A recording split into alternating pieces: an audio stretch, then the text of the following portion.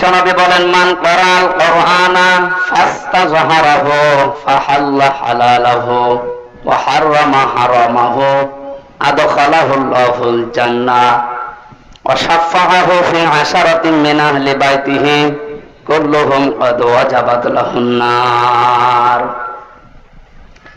ইবনে মাজাহ শরীফের হাদিস। অনেক আলেম এখানে বসে আছে, শব্দের দিকে খেয়াল করেন। আল্লাহ পাক বলেন, বিশ্বনবী মুহাম্মদ রাসূলুল্লাহ আমাদেরকে জানিয়েছেন এটা, মান ক্বারাআল কুরআনা, যে ব্যক্তি আল্লাহর এই কোরআন পড়ে। কোরআন পড়া বলতে আমরা চারটা বিষয় বুঝি। শুদ্ধ করে পড়া, এর মর্ম মানে বোঝা, এর উপর নিজের জীবনকে সেট করা, আর এইটা মানুষকে মানার মতো পরিবেশ তৈরি করে দেওয়া। কোরআন পড়া বলতে কয়টা বিষয় পেলাম? আপনি এবার মেলান তো, আপনি আসলে কোরআন পড়েন কিনা।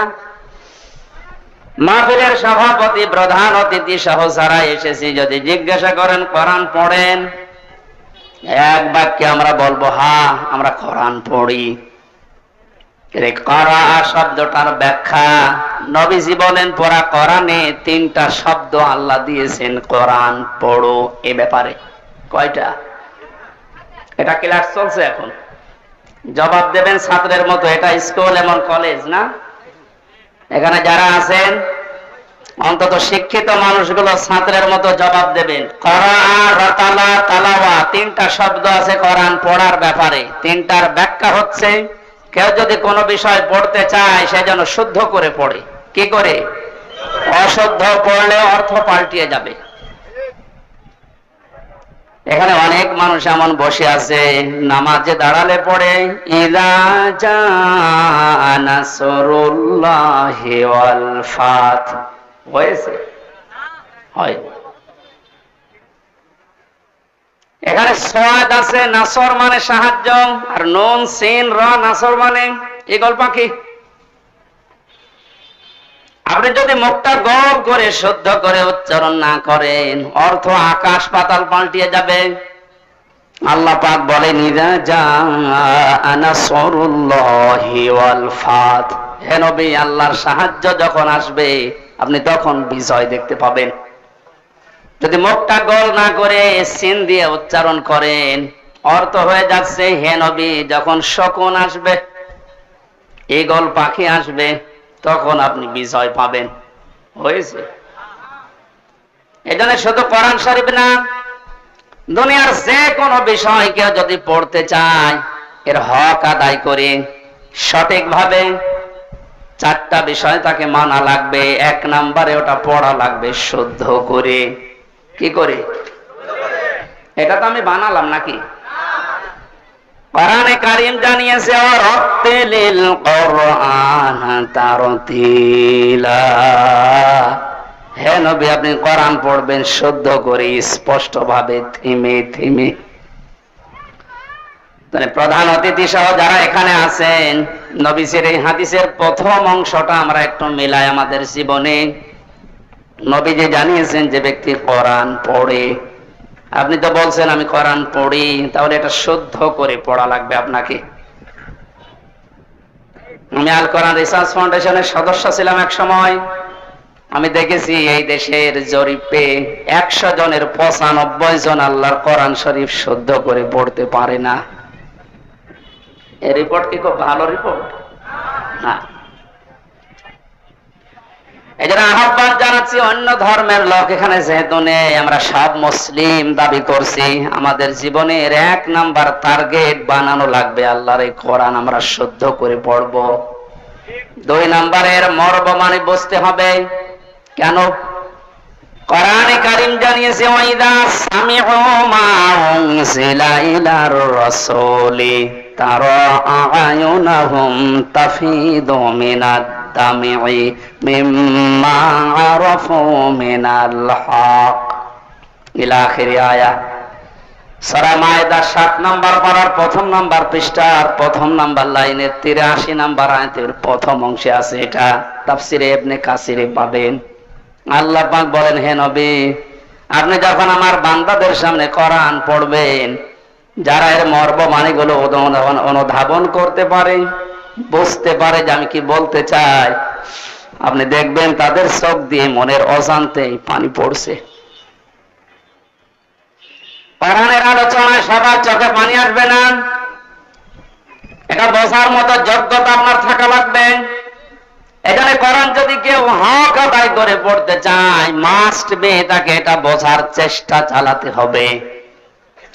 চারবার আল্লাহ এই ঘোষণা আমাদেরকে কোরআনে শোনাচ্ছেন, ওয়ালাকাদ ইয়াসসারনাল কুরআনা লিযিকরি ফাহাল মিন মুদ্দাকির। অবশ্যই আমার এই কোরআনকে আমি বোঝার জন্য, পড়ার জন্য, এটা মানার জন্য সহজ করে দিয়েছি। কেউ কি আসো এখান থেকে শিক্ষা নেওয়ার জন্য? বগুড়াবাসী, আমরা আজকে থেকে আল্লাহর এই আফসোস আর থাকতে দেব না। যতদিন জীবন আছে কোরআন বুঝে মরার চেষ্টা করব ইনশাআল্লাহ। 3 নম্বরে শুধু না, এটা আমাদের বোঝার চেষ্টা চালাতে হবে। কিচ্ছু লাগবে না, আপনি খেয়ে ফেলেন, নষ্ট হবে। আমার কাছে কিচ্ছু দেবেন না, আর এখানে কথা বলবেন না। আবার কারে চা দিচ্ছেন আপনি? পেছনে যে কয়জন আছে দিয়ে শেষ করে দিন, তাড়াতাড়ি করেন। একটা ক্লাস চলছে আর উনি চা খাওয়াচ্ছে। সবাইকে চা দেন, দেন তাড়াতাড়ি করেন। ডিস্টার্ব করলে কিন্তু বোঝাতে পারবেন। এটাকে আমি আর কি মারছি? ক্লাস চলে বিশ্ববিদ্যালয়ে, আমরা দেখি 40 থেকে 45 মিনিট। আমরা 1 ঘন্টা ক্লাস যদি নেই, 1 ঘন্টা ক্লাস নিলে কমপক্ষে 20 ঘন্টা পড়া লাগে। এটাতে আর কি মারা ক্লাস চলছে নাকি? এক ছাত্র এসে স্যারের কাছে বলছে, স্যার হয় ছুটি দেন নাই আমি গেলাম। ছুটি দেন নাই আমি গেলাম মানে? তার রোল নাম্বার কত? 82। 82 মানে ক্লাসে ছেলে মেয়ে কয়টা? 82টা। 82টা ছেলে মেয়ে, ওর রোল নাম্বার কত? ও খুব ভালো ছাত্র, ওর জীবনে কোনো এম আছে, কোন উদ্দেশ্য আছে? শুধু আসে, এটা আনন্দ ভর্তি করে চলে যায়। আপনার কি ওই রকম ছাত্র নাকি? আজকে যখন এসেছেন এই প্রচন্ড গরমে কষ্ট স্বীকার করে, অন্তত 1 ঘন্টায় যেন কিছু বাড়ি নিয়ে আমল করার জন্য যেতে পারেন। আমি যে শব্দগুলো বোঝাচ্ছি খুব কঠিন কঠিন শব্দ, এতদিন আপনি শোনেননি। কোরআনে কোরআন পড়ার ব্যাপারে কয়টা শব্দ আছে আপনি জানতেন না? কোরআন যদি কেউ বলে আমি কোরআন পড়ি, তার শর্ত মানা লাগবে কয়টা? 1 নম্বরে শুদ্ধ করে, 2 নম্বরে বুঝতে হবে, 3 নম্বরে যে বুঝবে ওই বিষয়ের উপরে তার বাস্তব জীবনে আমল করা লাগবে। এটাই ঝামেলা। আমরা জানি না এখানে এমন কেউ নেই যে টাকা ছেড়ে রাখে। যারা টাকা আসে, সুদের এই টাকা নেওয়া হারাম, এ জানে না কে? হিন্দুও জানে, কথা বলে না কেন? এটা জানার পরও আমাদের আমল আছে বলে। এই যে 1 বিঘা জমি দেয়, 1 লক্ষ টাকা নেয়, 8-10 বছর এটা চাষ করে খায়, যখন ফেরত দেয় তখন 1 লক্ষ টাকায় ফেরত দেওয়া লাগে। এই সিস্টেম আছে না দেশে? এর নাম কি? এগ্রিমেন্ট। না না, এটা জায়েজ না। জায়েজ আছে খাই খালাসিটা, যেটা আপনি 1 বিঘা জমি দেবেন, 10,000 টাকা নিয়ে নেবেন, ওই খেয়ে দিয়ে শোধ, আর টাকা ফেরত দেওয়া লাগবে না। এই সিস্টেম আছে? আছে কিন্তু কম। এখন জানে যে এটা লস হবে, এটার ভেতরে আমি নেই। হারামে আরাম বেশি নাকি?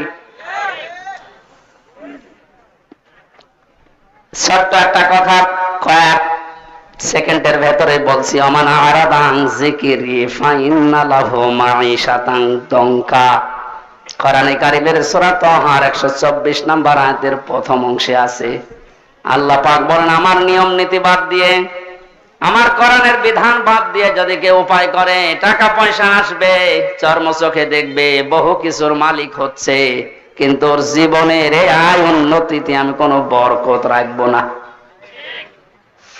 তাফসীরে কাবীরের ভেতরে দঙ্কার ব্যাখ্যা লিখেছে 7টা। এখানে আলেম আছে না?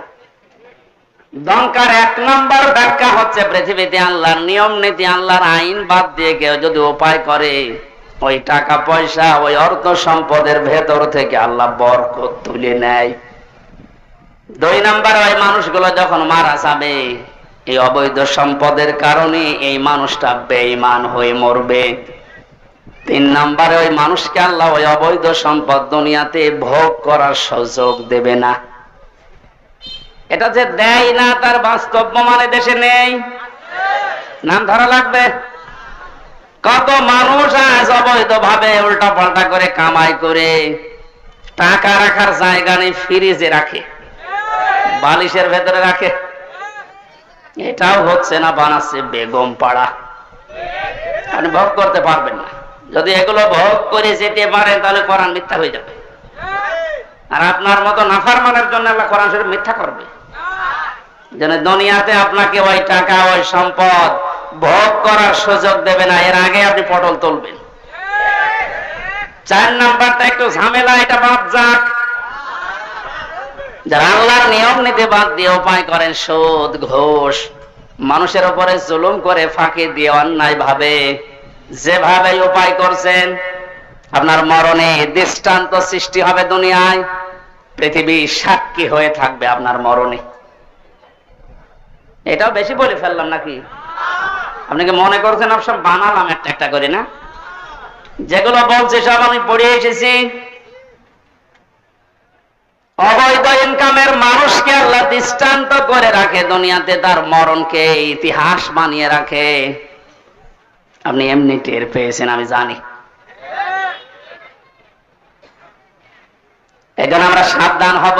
জানি সবাই এটা হারাম, কোরআন থেকে হাদিস থেকে পড়েছি, জানার পরও যে লোকটা মানে না, ওর কোরআন পড়া হয়নি। 4 নাম্বারটা, এটা সবচাইতে বড় ঝামেলা এবং কঠিন। নবীজি বলেন, কেউ যদি কোরআন পড়ে এ কথা বলে, সে শুদ্ধ করে পড়বে, সে ওইটা বোঝার চেষ্টা চালাবে, নিজে মানবে, এবং এটা মানুষ যেন মানতে পারে সেই ব্যবস্থা করে দেবে। এটা ঝামেলা না?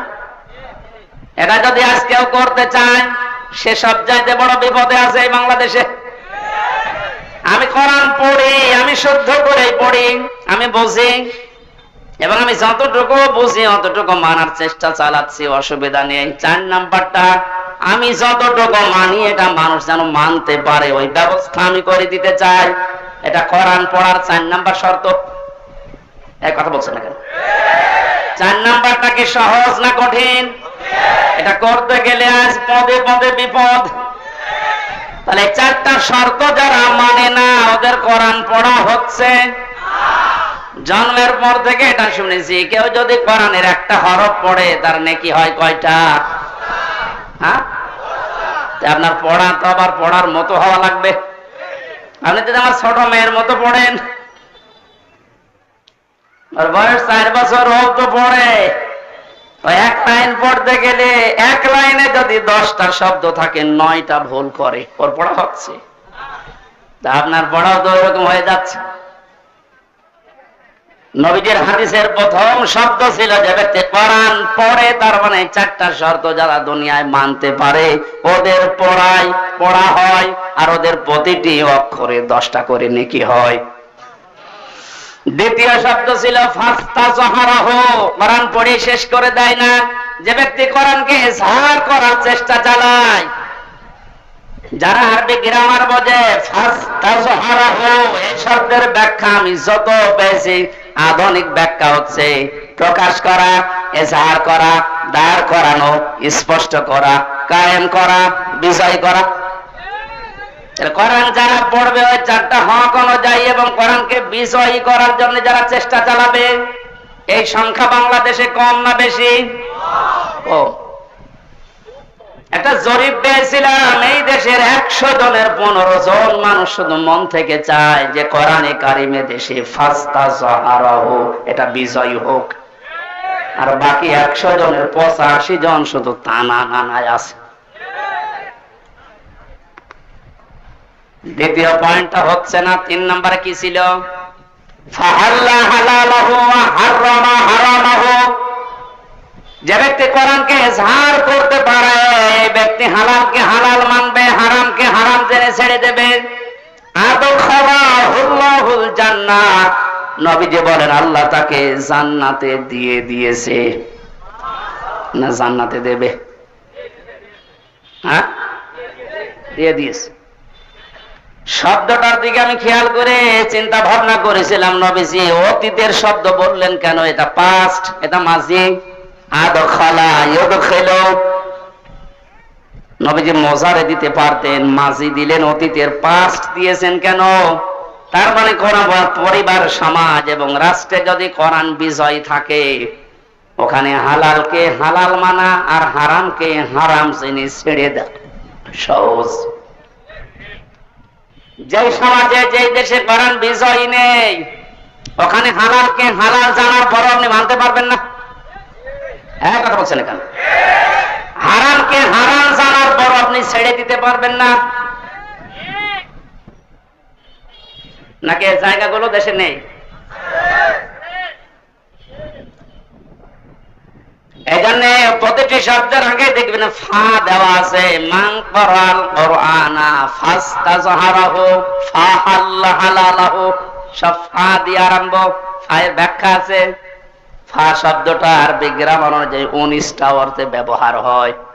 এখানে যে ফা দিয়ে নবী যে বাক্যগুলো আরম্ভ করছেন, প্রতিটির পেছনে লুকিয়ে আছে আগেরটা যদি মানতে পারো পরের ফল দেখতে পাবে। তা আপনি কোরআন পড়ছেন কি করে? আপনি নিজে এবার টের পান 4টা শর্ত মিলছে না। কোরআনকে ইজহার করার জন্য, বিজয় করার জন্য আপনার কোনো কার্যকারী ভূমিকা নেই। তাহলে হালালকে আপনি হালাল জেনে মানবেন কি করে? হারামকে হারাম জানার পরে ছেড়ে দেবেন কি করে? আদখালাহুল্লাহুল জান্নাত পরে, এর পরের শব্দে পেয়েছি ওয়াশাফাআহু ফি আশারাতিন মিন আহলি বাইতিহি কুল্লুহুম ক্বাদ ওয়াজাবাত লাহুন নার। বিশ্বনবী বলেন, সত্যি যদি আল্লাহ রাব্বুল আলামিনের হারামকে হারাম জানার পরে তুমি ছেড়ে দিতে পারো, হালালকে হালাল জেনে আঁকড়িয়ে ধরতে পারো, আল্লাহ তোমাকে শুধু জান্নাতে দেবে না, তোমার সুপারিশে পরিবারের 10 জন মানুষকে জান্নাতে দিয়ে দেবে। যাদের উপরে জাহান্নাম অবধারিত হয়ে গিয়েছিল, তাহলে যে কোরআন শুনতে এসেছে আপনি বুঝলেন এর মর্যাদা কোথায়? আল্লাহ পাকে হাদিসটা আমাদের প্র্যাকটিক্যাল লাইফে সেট করার তৌফিক দেন, বলেন আমিন। দরুদ আর সালাম পড়ছে আমাদের নবী মুহাম্মদুর রাসূলুল্লাহ সাল্লাল্লাহু আলাইহি ওয়াসাল্লামের প্রতি। মহান আল্লাহ তার যে সমস্ত নাম আছে, এই নামগুলো দুনিয়াতে কয়েকটা নবীর নামের শেষে দিয়েছেন। তার ভেতরে আমাদের নবীকে আল্লাহ দিয়েছেন রাউফুর রহিম, খুলুকুন আযীম। ইব্রাহিম নবী আলাইহিস সালামকে, ইসমাইল নবীকে দিয়েছিলেন গোলামিন হালিম, আমার সহনশীল বান্দা। ইসহাক নবীকে ডাক দিয়েছিলেন গোলামিন আলিম, আমার জ্ঞানী বান্দা। আর মুহাম্মদুর রাসূলুল্লাহকে দিয়েছেন খুলুকুন আযীম, আমার মহান বান্দা। এত বড় চরিত্র আমার নবী মুহাম্মদুর রাসূলুল্লাহকে আমি দিয়েছি, কিয়ামত পর্যন্ত মানুষ শুধু অনুসরণ করে যাবে, এর কোল কিনারা খুঁজে পাবে না, বলেন সুবহানাল্লাহ। সেই নবীর আদর্শ আজ আমাদের সামনে পড়ে আছে। জন্ম থেকে মৃত্যু পর্যন্ত তাকে বাদ দিয়ে আপনি কাকে আদর্শ মেনে চলেন? আপনার বিবেককে প্রশ্ন করেন। আল্লাহর ঘোষণা দেওয়া একটা আদর্শ আছে দুনিয়ায়, কয়টা? বলেন বলেন। আল্লাহ নিজে ঘোষণা দিয়েছেন যে এই আদর্শটা মেনে চলো। ইয়াসিন আল কোরআনিল হাকিম। ইয়া মানে হে, সিন মানে সাজ্জেদ। আল্লাহ পাক জানাতে চেয়েছেন, হে নেতা, দুনিয়াতে আল্লাহর ঘোষণা দেওয়া নেতা আদর্শ মাত্র একটা, তার নাম মুহাম্মদুর রাসূলুল্লাহ। আল্লাহ রাব্বুল আলামিন পুরা কোরআনে নবীকে 7টা নামে বিশেষ ভাবে ডাক দিয়েছেন। তার ভেতরে ইয়াসিন, তাহা, মুহাম্মদ, আহমদ, আব্দুল, মুজাম্মিল, মুদাসসির। বগুড়াবাসী, বিবেক যদি থাকে আজকে কাজে লাগাবেন। আল্লাহর ঘোষণা দেওয়া নেতা আদর্শ যার নাম তিনি জানিয়েছেন মুহাম্মদুর রাসূলুল্লাহ, সেটা বাদ দিয়ে যদি পৃথিবীর কাউকে আপনি অনুসরণ করেন, অনুকরণ করে চলেন, আপনি মরতে দেরি, জাহান্নামে যেতে দেরি হবে না। এইটা আমি বানালাম না, এটা আমি বানিয়েছি। ইমাম বুখারী রাহমাতুল্লাহ আলাইহি বুখারী শরীফ লেখার আগে একটা কিতাব লিখেছেন আল আদাবুল মুফরাদ। এখানে একটা হাদিস হাদিস তিনি এনেছেন 6 প্রকার মানুষকে আল্লাহ বিনা বিচারে বিনা হিসাবে, কোনো হিসাবও নেবে না, বিচারও করবে না, মরণের পরে তাদেরকে আল্লাহ জাহান্নামে পাঠিয়ে দেবে। তার 3 নাম্বারেই তারা দুনিয়াতে যাদের আদর্শ মুহাম্মদ রাসূলুল্লাহ ছিল না। এই হাদিসটার কোরআনের সূরা ইয়াসিনের ইয়াসিন এদের ব্যাখ্যা তাফসীর পড়ার পরে আমার বড় ভয় হচ্ছে। এই পৃথিবীতে হাজারো মানুষ মুহাম্মদ রাসূলুল্লাহর আদর্শ না মানার কারণে জাহান্নামে যাচ্ছে। আল্লাহ তুমি আমাদেরকে বাঁচাও, বলেন আমিন। আমি এটা বলে আপনার ক্ষতি করে ফেললাম? হ্যাঁ, আপনি তো ধরা খাবেন। চোখ বন্ধ হওয়ার পরে আপনি এখনই ধরা খাবেন। নবীজির একটা কথা 100 ভাগের 1 ভাগও মিথ্যা নেই। যাদের আদর্শ এখনো ঠিক হয়নি, মুহাম্মদ রাসূলুল্লাহ বাদ দিয়ে অন্য কাউকে যারা মেনে চলছেন, এখনই তওবা করে পরিবর্তন হবে, নয়তো আপনার কোনো হিসাব নেই, বিচার নেই। আপনি মরে গেলেই বিনা হিসাবে বিনা বিচারে জাহান্নামী। আল্লাহ তুমি আমাকে সহ যারাই আমরা এসেছি এটা বুঝে মানার তৌফিক এখনই দান করো। আরো জোরে বলেন। কোরআনে কারিমের 6666 আয়াতের মাত্র একটা আয়াত পড়েছি, সূরা তাওবা 129 নাম্বার আয়াত। আমরা তেলাওয়াতকৃত আয়াত তাফসীর আকারে কথা বলবো ইনশাআল্লাহ। আল্লাহ যেন তৌফিক দেন। আউযু বিল্লাহি মিনাশ শাইতানির রাজীম। বিসমিল্লাহির রহমানির রহিম। ইয়া আইয়ুহাল্লাযীনা আমানুত্তাকুল্লাহা ওয়া কুনু মা'আস সাদিকিন। আল্লাহর ঘোষণা, ও হে ঈমানদারেরা। আল্লাহ কোন বেঈমানকে ডাক দিয়েছেন এখানে? তাহলে যদি কোনো বেঈমান থাকেন আপনি চলে যান, কারণ এই আয়াত আপনার জন্য না, আপনার জন্য আলাদা আয়াত আছে। বেঈমানের জন্য আল্লাহর ডাক ছিল ইয়া আইয়ুহাল্লাযীনা কাফারু, হে কাফেরেরা, হে বেঈমানেরা। এখানে কোন কাফের আছে? আমরা সব ঈমানদার। আমরা কি এখন আমার ভেতরে ঈমান আছে কিনা এটা পরীক্ষা করার থার্মোমিটার আছে। সাহাবী প্রশ্ন করলেন, হে নবী আমার ভেতরে ঈমান আছে কিনা আমি কিভাবে বুঝতে পারবো, কিভাবে টের পাবো? আমি তো নামাজ আদায় করি, রোজা রাখি, কাবা শরীফ তাওয়াফ করি। আল্লাহর নবী বলেন, যত 2টা কাজ তোমার ভেতরে দেখতে পাও, ইজা সাররাতকা হাসানাতুকা ওয়া সাআতুকা সাজ্জিয়াতুকা।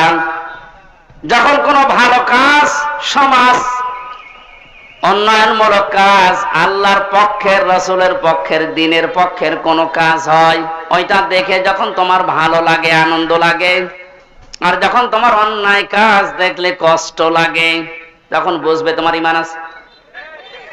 ও বগুড়াবাসী, হাদিসটা সামনে রেখে বলেন তো, বাংলাদেশে ভালো কাজ সবার কাছে ভালো লাগে? না না, অন্যায় কাজ সবার কাছে খারাপ লাগে। আপনি নিজেই নিজেকে পরিমাপ করতে পারবেন আসলে আপনার ঈমান আছে কিনা। এখন যদি মনে করেন কি আমি শেরপুর মসজিদের সভাপতি, আমার ঈমান নেই, মানে আমি তো শেরপুরের সভাপতি, আর আবু জাহেল ছিল কাবা শরীফের সভাপতি, তার হিসাবে আপনার কোন খবর আছে?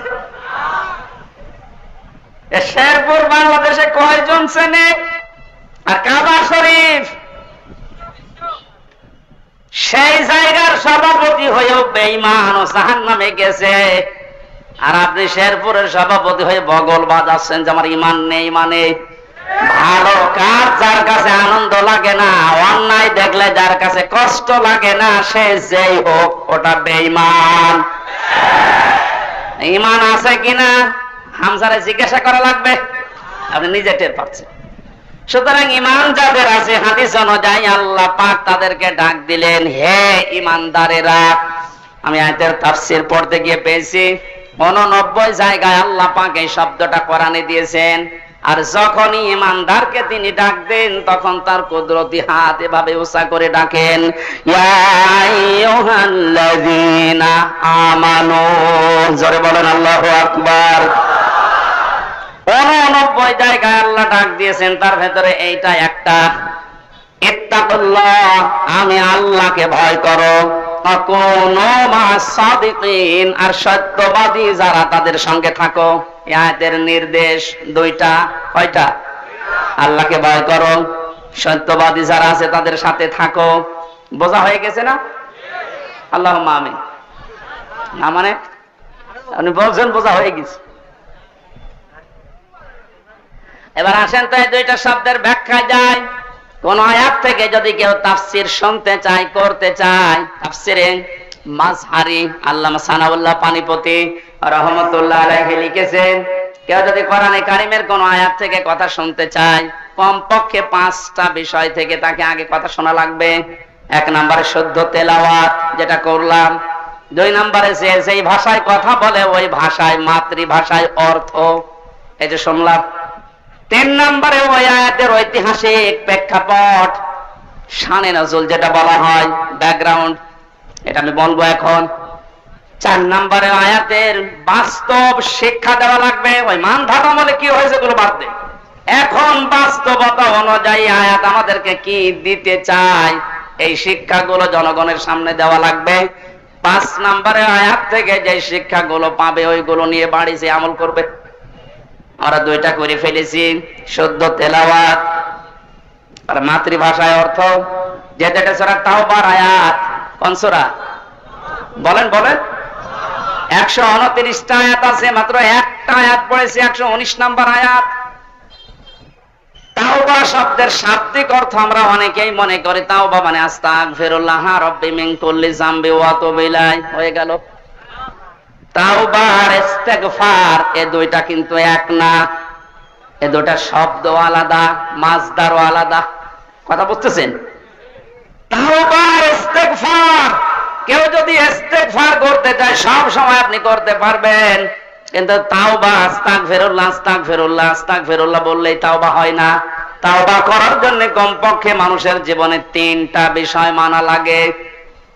ইস্তেগফার আর তাওবার ভেতরে পার্থক্য এই, কোন মানুষ যদি তাওবা করে ওর পেছনের অপরাধগুলো শুধু আল্লাহ মাফ করে দেয় না, ওই পোড়া জায়গাটা আল্লাহ নেকি দিয়ে ভরাট করে দেন। এখানে যারা এসেছি আজকে আমরা শুধু ইস্তেগফার না, তাওবা করার মতো তাওবা করে বাড়ি যাব। পেছনের অপরাধগুলো শুধু যেন মাফ হয়ে না যায়, ওই জায়গাটা যেন আল্লাহ নেকি দিয়ে ভরাট করে দেয়। বলেন আমিন। 1 নম্বরে যদি তাওবা কেউ করতে চায় তাকে বলা লাগবে, আল্লাহ আমি অপরাধী, আমি অপরাধী। এই স্বীকৃতিটা এই পৃথিবীতে মানুষ দিতে চায় না। দেখবেন এই দেশে হাতে হাতে ধরা পড়ার পর অস্বীকার করে না। না, তদন্ত করা লাগবে। তদন্ত 7 দিন সময় দিয়েছে যাদেরকে, ওদেরকে মাল মশলা মেরে ওর মুখ বন্ধ করে দেয়। আপনি যদি সত্যি তাওবা করতে চান সে যে কোনো বিষয়ে, আপনাকে প্রথমে স্বীকৃতি দেওয়া লাগবে ওই অপরাধের জন্য, ওই গুনার জন্য স্বীকার করা লাগবে যে হ্যাঁ আমি এই কাজ করেছি, আমি অপরাধী।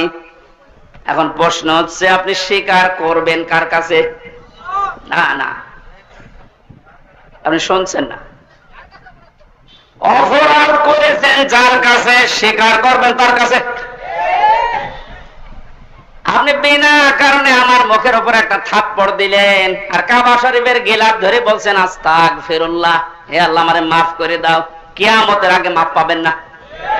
কারণ আপনি তো আল্লাহর গালে থাপ্পড় দেননি, দিয়েছেন আমার গালে। আগে আমার কাছে স্বীকার করেন যে হামজা ভুল হয়ে গেছে। হ্যাঁ, স্বীকার করার সময় আবার অনুশোচনা লাগবে, অনুতপ্ত হওয়া লাগবে।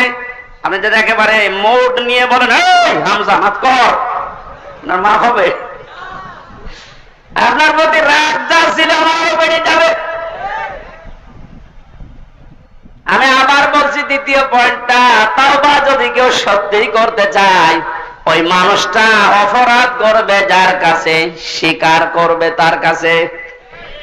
আপনি অপরাধ যদি আপনার স্ত্রীর কাছে করে থাকেন অবশ্যই স্বীকার করবেন স্ত্রীর কাছে এটা কোনো দোষের কিছু না। স্ত্রীর কাছে দোষ করেছে আর শ্বশুরের কাছে বলছে শ্বশুর আমারে মাফ করে দেন, হবে না। বিনা কারণে আপনি আমাকে পুলিশের হাতে তুলে দিলেন, আমি কিছুই জানি না ওই বিষয়ে, আর আপনি মাফ চাচ্ছেন মসজিদে নামাজ পড়ে, কিয়ামতের আগে মাফ পাবেন না। এইটা মনে হয় এই এলাকায় আছে। আমার ভাইরা এই জন্য তাওবা, বিভিন্ন পীরের দরবারে গেলেই বলে তওবা করো, আস্তাগফিরুল্লাহ। এটা তার বাক্য, শর্ত আপনাকে মানা লাগবে, স্বীকৃতি দেওয়া লাগবে যে আল্লাহ আমি অপরাধী, অপরাধ করেছেন, যার কাছে স্বীকার করবেন তার কাছে। 2 নম্বরে অনুতপ্ত হয়ে অনুশোচনা নিয়ে। 3 নম্বরে জীবনে এই কাজ আমি আর কোনোদিন করব না, জীবনের মতো ফিরে আসলাম। এই 3টা শর্ত যদি কেউ মেনে নিতে পারে, আল্লাহ পাক বলেন ওর পেছনের অপরাধ শুধু মাফ হবে না, ফাউলাইকা ইউবাদদিলুল্লাহু সাইয়্যাতিহিম হাসানাত। ওর পেছনের পুরা অপরাধ আল্লাহ মাফ করে দিয়ে পুরা জায়গাটা নেকি দিয়ে পাল্টিয়ে দেবেন। বলেন সুবহানাল্লাহ।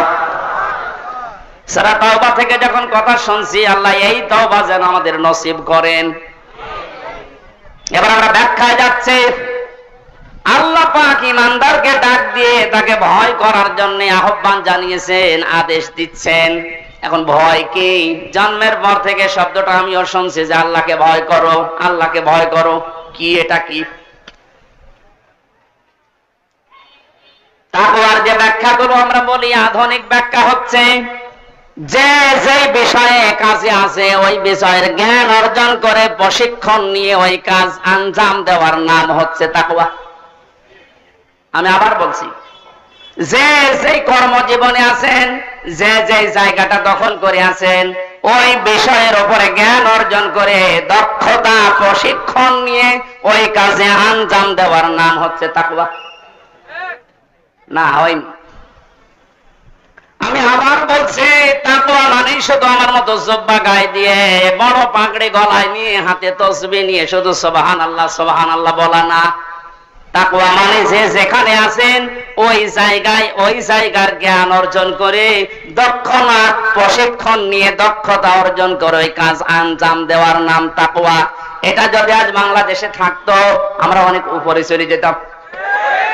অধিকাংশ মানুষকে এমন দায়িত্ব পালন করতে দেখা যায় ও বিষয়ে কোনদিনের পড়াশোনা নেই, দক্ষতা নেই, প্রশিক্ষণ নেই, আন্দাজে ওই কাজে হাত দিয়ে ওটার 12টা বাজায় আরো বেশি। নিচে নামা লাগবে? ঠিক আছে। তাকওয়ার দ্বিতীয় ব্যাখ্যা হচ্ছে আল্লাহর নিষিদ্ধ কাজগুলো জানার পরে শুধু ছেড়ে দেওয়া না, ঘৃণা করে ছেড়ে দেওয়ার নাম তাকওয়া। কথা বুঝতেছেন? আল্লাহ আমাদেরকে তাকওয়া অর্জন করার মাধ্যমে 9টা উপকার করতে চেয়েছেন। দুনিয়া থেকে যদি তাকওয়াবান হতে পারে, তাকওয়া মানে কি শুধু জুব্বা গায়ে দেওয়া, শুধু জিকির করা? যেখানে যেই কাজে আপনি হাত দিয়েছেন, হ্যাঁ আপনি লেবার, কোনো অসুবিধা নেই, আপনি গাড়ি সারেন মনে করেন, গাড়ির মিস্ত্রি, ওই বিষয়ের উপরে লেখাপড়া করে ওই বিষয়ে প্রশিক্ষণ নিয়ে দক্ষতা অর্জন করে ওই কাজকে সুচারুরূপে আঞ্জাম দেওয়ার নাম কি? আরো জোরে বলেন। আর চাইনার দিকে তাকান, দিন দিন উন্নতি এমনি করছে, এইটা থাকার কারণে। ওরা যে যে বিষয়ের উপরে দক্ষতা অর্জন করে লেখাপড়া, আমি ছেলে যখন ছিলাম 3টা বছর, কয়েকজন চাইনিজ আমার সাথে ছিল। ওরা কি টাকা পয়সার ঝামেলার কারণে ধরা পড়েছিল আর দিয়েছে আমার পাশের রুমে। ভাষা তো বুঝতাম না, কিন্তু কর্মদক্ষতা, ওদের যে কাজ কারবার ভেতরে এত বুদ্ধি, জীবনে কোনোদিন কল্পনা আসে নাই যে এই পানির বোতল দিয়ে এই কাজ করা যায়। ও ছাতা হয়তা করে দেখাইতো। তো এই বিষয়ের উপরে লেখাপড়া আছে, কর্মদক্ষতা আছে এবং প্রশিক্ষণ নিয়েছে, এই জন্য দিন দিন ওরা উপরে উঠতেছে। আজ আমরা ওদের মতো যদি তাকওয়াটা বুঝতাম আর বাস্তবে কাজে লাগাতাম, আমার মনে হয় যে ষড়যন্ত্র কয়েকদিন আগে প্রধানমন্ত্রী শেখ হাসিনা যে আশঙ্কা করেছে বাংলাদেশ নিয়ে, পার্বত্য চট্টগ্রামের কয়েকটা জেলা, মায়ানমারের কিছু অংশ আর ইন্ডিয়ার কিছু অংশ নিয়ে সাদা চামড়ার যারা আছে তারা কিন্তু গোপন আন্দোলন চালাচ্ছে। এটা একটা স্বাধীন খ্রিস্টান রাষ্ট্র ঘোষণা দেবে। প্রধানমন্ত্রী 14 দলের সাথে গোপন বৈঠক করে যে কয়েকটা কথা শেষের দিকে জানিয়েছে তার ভেতরে এটা একটা। ওনার এই আশঙ্কা যদি সত্যি হয়, আপনি চর্মচোখে দেখবেন এদের ভাগ হয়ে সুদানের মতো, দক্ষিণ সুদান, পূর্ব তৈমুরের মতো খ্রিস্টান একটা স্বাধীন রাষ্ট্র এই এলাকায় চলছে। এটা খুব ভালো সংবাদ নাকি? আমাদের কর্মদক্ষতা, তাকওয়ার এই ব্যাখ্যা যেটা আধুনিক ভাবে করা দরকার, এটা আমাদের করা দরকার। আল্লাহ আমাদেরকে ওই পর্যায়ে যাওয়ার তৌফিক দেন, বলেন আমিন। যে বিষয়ে আপনার ছেলেটা, আপনার মেয়েটা যে বিষয়ে অভিজ্ঞতা ছোটকাল থেকে দেখবেন যেদিকে মন আছে, ওই বিষয়ে আপনি তাকে তুলে দিন। সবাইকে আলেম হওয়া লাগবে, সবাইকে ইঞ্জিনিয়ার হওয়া লাগবে না। যে বিষয়ের দিকে যেতে চায়, ধাবিত হতে চায়, ভালোবাসে, ওই বিষয়ে যেন জ্ঞান অর্জন করার জন্য রাস্তা পায়, তাকে ব্যবস্থা করে দেন। ও কর্মদক্ষতা অর্জন করে ও প্রশিক্ষণ নিয়ে ওই কাজকে সুচারুরূপে আঞ্জাম দিতে থাকলে দুনিয়া এবং আখিরাত দুইটাই আমাদের জন্য সফল হবে ইনশাআল্লাহ। আমি যে 9টা উপকারের কথা বলতে চাচ্ছিলাম, যেহেতু আর 10 যা কারেন্ট চলে গেল, আমি তো মনে করছিলাম এখনো 10 মিনিট থাকবে। জেনারেটর আছে? এই চলে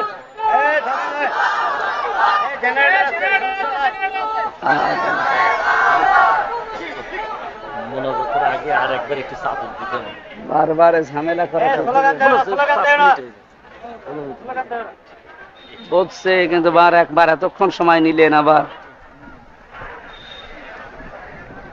সুবহানাল্লাহ আলহামদুলিল্লাহ লা ইলাহা ইল্লাল্লাহ, সুবহানাল্লাহ আলহামদুলিল্লাহ লা ইলাহা ইল্লাল্লাহ, লা ইলাহা ইল্লাল্লাহ মুহাম্মাদুর রাসূলুল্লাহ। আল্লাহুম্মা সাল্লি আলা সাইয়্যিদিনা মাওলানা মুহাম্মাদ।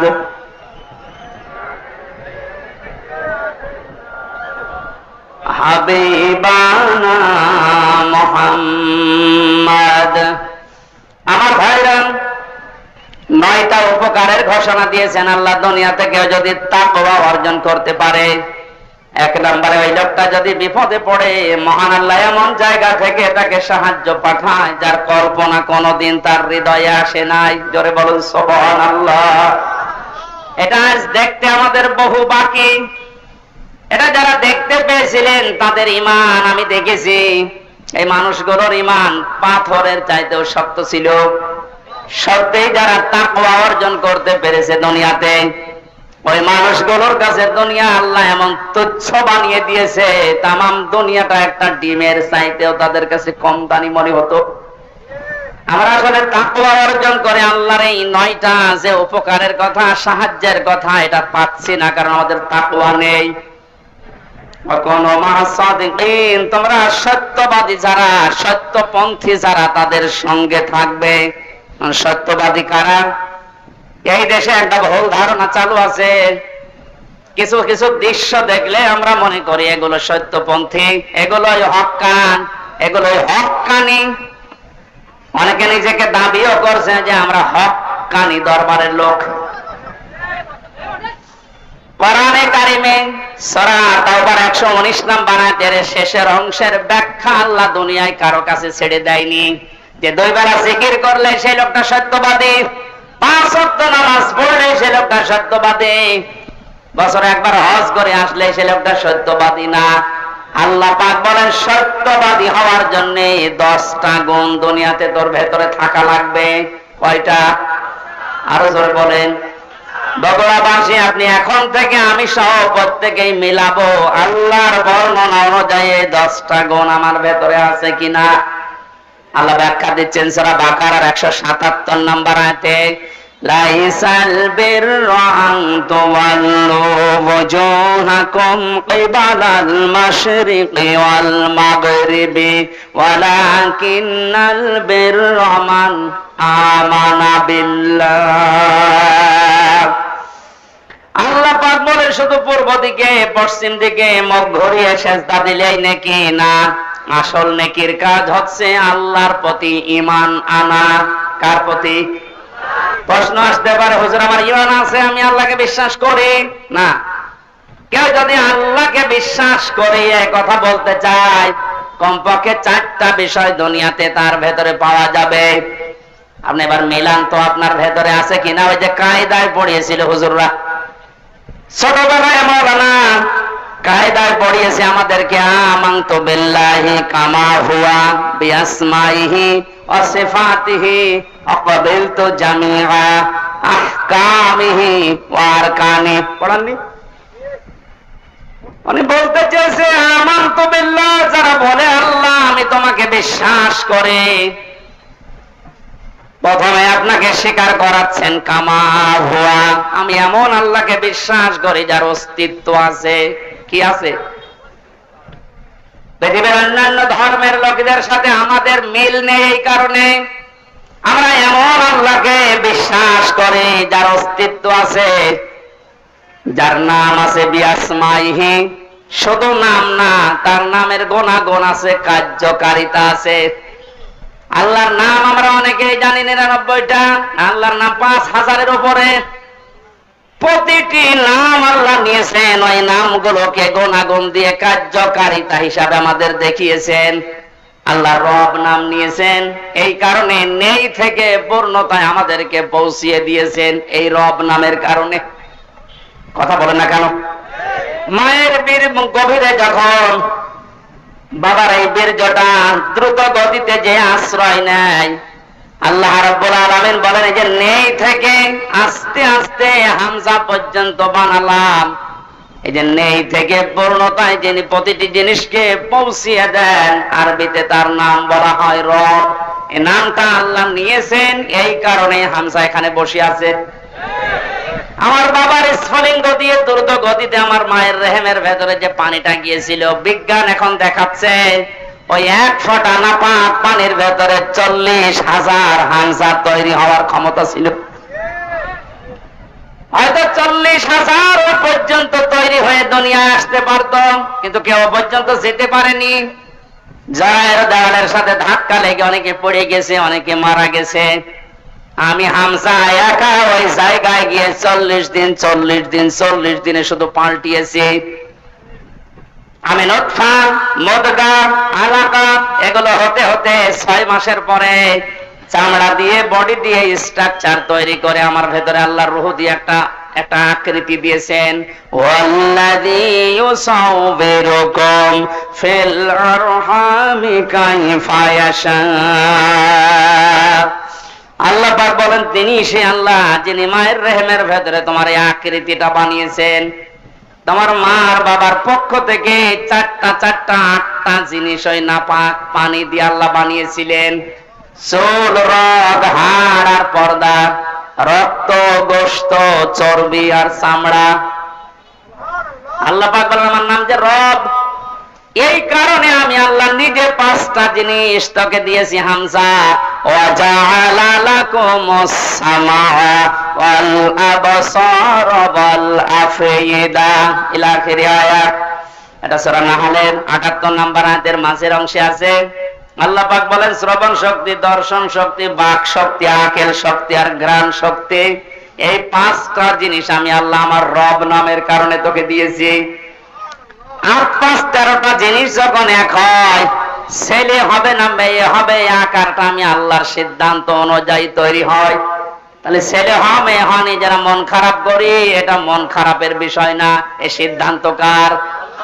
আমার বোর। বলেন ছেলে হলে মেয়ে হলে যারা মন খারাপ করে স্ত্রীর উপরে, প্রকার আনতে তারা যেন আল্লাহর সিদ্ধান্তের উপরে নারাজ। আমি সহ যারা এই জাহিলিয়াতে আছি, আল্লাহ তাদেরকে যেন মুক্তি করেন। বলেন আমিন। ছেলে হোক মেয়ে হোক, কারো দোষ আছে? স্বামীর দোষ আছে? আল্লাহ রাব্বুল আলামিন বলেন আর 5-13টা জিনিস যখন এক হয়ে যায়, 6 মাস পার হয়ে যাওয়ার পরে একে আমি দুনিয়াতে আস্তে করে বের করার সিদ্ধান্ত নেই। আল্লাহু আখরাজাকুম মিন বুতুনি উম্মাহাতিকুম লা তা'লামুনা শাইআ। মায়ের পেট থেকে আস্তে করে দুনিয়ার ময়দানে আমি আল্লাহ তোকে নিয়ে আসলাম। এমন অবস্থায় নিয়ে এসেছিলাম যখন কিছু খেতে পারতিস না। এই জন্য আমি আল্লাহ তোর মায়ের স্তনে 6 মাস আগেই তোর জন্য খাবার আমার রব নামের কারণে গরম করে রেডি করে রেখেছি।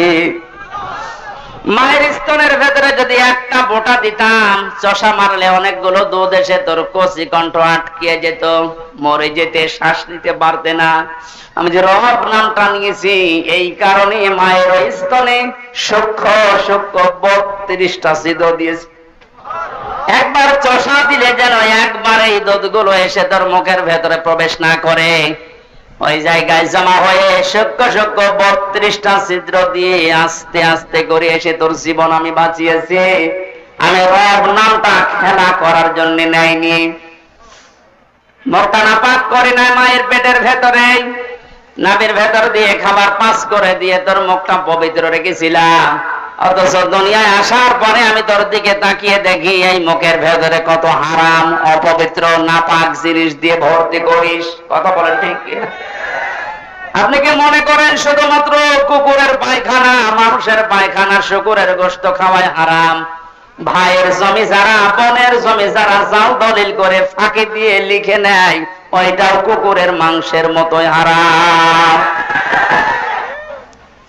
যারা মেয়ের জমি ফাঁকি দিয়ে ছেলেকে লিখে দিয়েছেন, আপনি বিশ্বাস করতে পারেন জাহান্নামের টিকিট আপনার একটা বুক করা হয়ে গেছে। শরীক ফাঁকি দেওয়া মানুষ বগুড়ায় নেই? যারা শরীক ফাঁকি দিয়েছেন আপনার ইবাদত কবুল বন্ধ হয়ে গেছে, আগে ওইগুলো ফেরত দেবেন। আজকে বাড়িতে বোনের সম্পদ আগে ফেরত দেবেন, তারপর আপনি নামাজ পড়া আরম্ভ করবেন। এখন যদি বলেন ও সাদা তো ফেরতও দিতে পারে না, নামাজও কবুল হয় না, ও নামাজই পড়বো না। আপনি নামাজ না পড়লে আল্লাহর ক্ষমতা হারিয়ে যাবে। বলুন, নিজের কপালে নিজে আপনি আঘাত করছেন, নিজের পায়ে নিজে কোড়াল মারছেন। এই সময়টা আর দুনিয়ায় ফেরত পাবেন না। আমার এখন 32 বছর বয়স। আমি কি জীবনে ইচ্ছা করলে আর 12 বছরে ফিরে যেতে পারবো? আজকের মাহফিলের প্রধান অতিথি, ওনার বয়স মনে করেন এখন 60 বছর। কিয়ামত পর্যন্ত যে চেষ্টা করে 12 বছরে ফিরে যেতে পারবে। যে সময়টা পার করে ফেলেছি আর কোনোদিন ফেরত পাবেন না। সুতরাং এইটাই আমাদের হায়াতের আসল জীবন। এইটার জন্য আল্লাহ একটা কসম দিয়েছেন, ওয়ালা আসরি ইন্নাল ইনসানা লাফি খুসর। আল্লাহ বলেন তোর হায়াতের কসম, তোর যেহেতু আর ফেরত আসছে না, সামনে যতটুকু হায়াত আছে এটা আমার কাছে একটা নিয়ামত। এটা কি? ফামান সুহসিহা আনিন নার ওয়া উদখিলাল জান্নাতা ফাকাদ ফাজ ওয়ামাল হায়াতুদ দুনিয়া ইল্লা মাতাউল গুরুর। আল্লাহ রাব্বুল আলামিন বলেন, হে পৃথিবীর মানুষেরা, দুনিয়ার জীবনে বেশি দিন ক্ষমতায় থাকা, বেশি টাকা পয়সা, গাড়ি বাড়ির মালিক হওয়া, শরীর স্বাস্থ্য মোটা হওয়া, ভালো হওয়া সফলতা না। সফল মানুষ তো ওইটা যাকে আমি আল্লাহ মরণের পরে জাহান্নামের আগুন থেকে মাফ করে দিয়ে জান্নাতি বলে ঘোষণা দেব, এইটাই সফলতা। আর এটা পাওয়ার জন্য দুনিয়ার জীবনে কি করা লাগবে? আস্তে আস্তে করে আপনি জাহান্নামের অন্যায় কাজগুলো ছেড়ে দিয়ে দিয়ে জান্নাতের ভালো ভালো কাজের দিকে এগিয়ে যাবেন। সুতরাং এই দেশে আমরা যারা অন্যায়, অবৈধ, শয়তানি কাজ কারবার আস্তে আস্তে ছেড়ে দিয়ে মানবতার পক্ষে, ইসলামের পক্ষে এই কাজগুলো আস্তে আস্তে যারা আঞ্জাম দিতে পারবো, আপনি বুঝবেন আল্লাহ আপনাকে এই দুনিয়াতেই জাহান্নামের পথ থেকে জান্নাতের দিকে এগিয়ে দিচ্ছে। আপনি সফল। আমার হায়াতুদ দুনিয়া ইল্লা মাতাউল গুরুর, এই শব্দটা আল্লাহ এত কঠিন ভাবে কোরআনে দিয়েছেন। এই পৃথিবীর মানুষেরা ভালো করে শোনো, দুনিয়ার জীবন কিন্তু একটা ধোঁকা। একটা কি? আপনার সন্তান আপনার জন্য ধোঁকা, স্ত্রী ধোঁকা, টাকা পয়সা, ক্ষমতা, প্রভাব, প্রতিপত্তি সবগুলো আল্লাহ বলেন ধোঁকা। বিশ্বাস যদি না হয়, মিথ্যায় চোখ বন্ধ করে দেখেন এগুলো কেমন ধোঁকা। আল্লাহ ধোঁকাটা এখনই আমাকে বোঝার তৌফিক দিন। ও বগুড়াবাসী, এটা যত তাড়াতাড়ি বুঝতে পারবেন তত তাড়াতাড়ি আপনার কল্যাণ হবে। আপনি যদি এখনই বলছেন যে হ্যাঁ এগুলো আসলে ধোঁকা, আপনার অন্যায় অবৈধ কাজের ভাগ দুনিয়ায় কেউ নেবে না, অথচ অবৈধ কাজ করে যা কামাই করবেন ওগুলো ভাগ নেওয়ার জন্য হাজারো মানুষ বসে আছে। এই ধোঁকা থেকে বাঁচার জন্য আল্লাহ রাব্বুল আলামিনের সাহায্য কামনা করা দরকার। আল্লাহ পাক আমাদেরকে জানিয়েছেন, আমি যে নামটা নিয়েছি রব, তোকে আস্তে আস্তে করে দুনিয়ার জীবনে এনে মুখটা পবিত্র করে রেখেছিলাম, তুই মুখটা আর পবিত্র রাখতে পারলি না। হারাম, অবৈধ এবং নাপাক জিনিস দিয়ে মুখটা অপবিত্র করে আমার কাছে আসলি। আমি তো শুধু নাম নিয়ে শেষ করে দেয়নি, নামের কার্যকারিতা গুণাগুণ আমি আল্লাহ ওগুলো বাস্তবে বহন করি। আমি রাজ্জাক নাম নিয়েছি, শুধু নিয়েই শেষ করে দেয়নি। রাজ্জাক নামের কারণে পৃথিবীর যত সৃষ্টি আছে সবাইকে আমি আল্লাহ রিজিক দেই। জোরে বলেন সুবহানাল্লাহ। রিজকের দায়িত্ব কার? আরো জোরে বলেন। জাহান্নাম থেকে বাঁচার দায়িত্ব কার? যেইটার দায়িত্ব আল্লাহ আমাদেরকে দিয়েছেন ওইটার বিষয়ে আমরা বেখবর হয়ে আছি, বেহুশ হয়ে আছি। আল্লাহ আমাদের আমলের ইমানের উপরে ভিত্তি করে আখিরাতে নাজাত দেবেন এইটার কোনো খবর আমাদের নেই। অথচ যেটার দায়িত্ব আল্লাহ নিজের হাতে নিয়েছেন ওইটা নিয়ে পেরেশান হয়ে আজ হাজারো মানুষ জাহান্নামের টিকিট কেটে বিদায় নিচ্ছে। আল্লাহ মাতাল গরুরটা একটু বসার তৌফিক আমাদেরকে দাও না, বলেন আমিন। এজন্য এমন আল্লাহর উপর আমরা ঈমান এনেছি যার অস্তিত্ব আছে, যার নাম আছে, আর প্রতিটি নামের গুণাগুণ আছে, কার্যকারিতা আছে। তিনি হুকুম দিয়েছেন, আর কান দিয়েছেন। এগুলো যারা বিশ্বাস করে বাস্তব জীবনে মানতে পারে এই মানুষগুলো আসল নেকির কাজে আছে। ওয়াল ইয়াউমিল আখিরে, কিয়ামতের ময়দানের বিশ্বাস দৃঢ় থাকা লাগবে। কিসের বিশ্বাস? জন্মের পর থেকে আমার মনে হয় আমরা এই সব ঘটনাগুলো এমনি খেলা করার জন্য শুনিয়েছেন তা না। খলিফাতুল মুসলিমিন হযরত ওমর, এই যে হিসাব, এটা বিচার, এটা যে কি জিনিস আমরা এখনো অনেকে টের পাই না। উনি বিশ্বাস করেছিলেন যে বিচার হবে, হিসাব দেওয়া লাগবে। সন্তানটা ভর্তি করে দিলেন মাদ্রাসায়। হযরতে আব্দুল্লাহ, ওই একই জায়গায় হুসাইন হযরতে আলীর সন্তান লেখাপড়া করত। হযরতে হুসাইন রাদিয়াল্লাহু তাআলা আনহু বারবার কলম ফেলে দিচ্ছিলেন। আব্দুল্লাহকে বলেন তুলে দাও। একবার, দুইবার, তিনবার তুলে দেওয়ার পর উনি বললেন, হুসাইন বারবার কলম ফেলে দাও, আমারে তুলতে বলো, আমি কি তোমার গোলাম, চাকর, খাদেম নাকি? হযরত হুসাইন মুখ ফসকে বলে ফেলেছেন, আব্দুল্লাহ তুমি শুধু চাকর না, তুমি খাদেম না, তুমি খাদেমের বাচ্চা, খাদেম। অথচ ওই সময় প্রেসিডেন্টের ছেলে বাড়িতে গিয়ে বলছে, আব্বা আমি আর মাদ্রাসায় যাব না, হুসাইন আমাকে গালি দিয়েছে, আমি নাকি খাদেমের বাচ্চা। খাদেম? তুমিও নাকি খাদেম? তুমি যদি বিচার না করো এই মাদ্রাসায় পড়াই বন্ধ করে দেব। খলিফাতুল মুসলিমিন হযরত ওমর বললেন, সন্তান এখন না, বিচার জমার দিন নামাজের সময় করব। খুতবা দিচ্ছিলেন, ডাক দিয়ে বললেন, হুসাইন এখানে আসো। বলে হ্যাঁ। সামনে আসো। তুমি আমার সন্তানটাকে গালি দিয়েছো? বলে হ্যাঁ দিয়েছি। কেন দিলে? ইমাম হুসাইন ডাক দিলেন, খলিফা বুকে হাত দিয়ে বলেন তো, আপনি কি আমার নানার খাদেম ছিলেন না? আমি তো দেখেছি আপনি আমার নানার খেদমত করছেন। খাদেমের ছেলেকে খাদেমের বাচ্চা বলেছে, অসুবিধা কি? হযরত ওমর কেটে ফেললেন। ডাক দিয়ে বলে, হুসাইন আমি তো এভাবে কোনোদিন ভাবি নাই, তুমি শব্দটা লিখে দিতে পারবে? কাগজ কলম নিয়ে আসেন। খেজুরের পাতা নিয়ে এসেছে, লিখে দিলেন, হুসাইন আমি নিজে আলীর সন্তান হয়ে বলছি ওমর আমার নানার খাদেম ছিল, আমি দেখেছি। সই করে দিলাম। হযরতে ওমর রাদিয়াল্লাহু তাআলা আনহু কাগজটা হাতে নিয়ে জমা খেলেন। সাহাবীদেরকে বললেন, নবীর সাহাবীরা বিচার হয়ে গেছে, হযরত আব্দুল্লাহ তো ছোট মানুষ, বলে আব্বা তুমি তো বিচার শুরুই করলে না, কি করে হয়ে গেল? হযরত ওমর বলে সন্তান যে বিচার করেছে দুনিয়া না, মরণের পরও কাছে লাগবে। আমি যখন মারা যাবো এই কাগজটা আমার কাফনের ভেতরে দিয়ে দিও।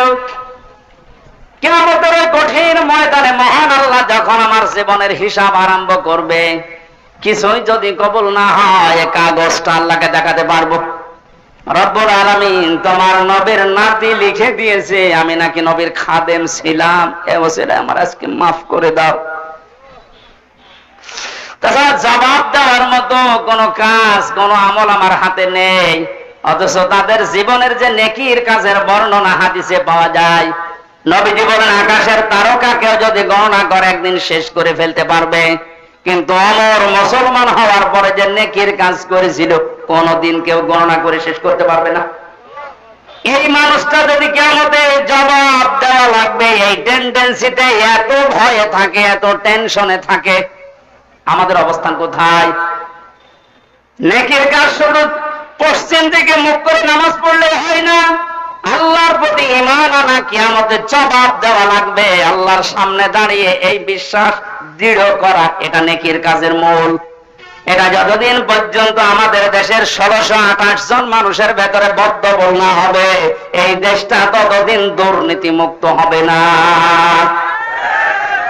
আল মালায়েকাতে ফেরেশতাদের বিশ্বাস করা, আল কিতাবে কিতাবে বিশ্বাস করা, আন নবিয়্যিন নবীদেরকে বিশ্বাস করা, ওয়া আতাল মালা আলা হুব্বিহি যাবিল কুরবা, আল্লাহর মহব্বতে নিজের সম্পদ চাহিদা থাকার পরও যারা নিকট আত্মীয় স্বজনের জন্য ব্যয় করে। ও বাংলার জনগণ, এই গুণটা আজ বাংলাদেশে কার ভেতরে আছে আপনি তাকান।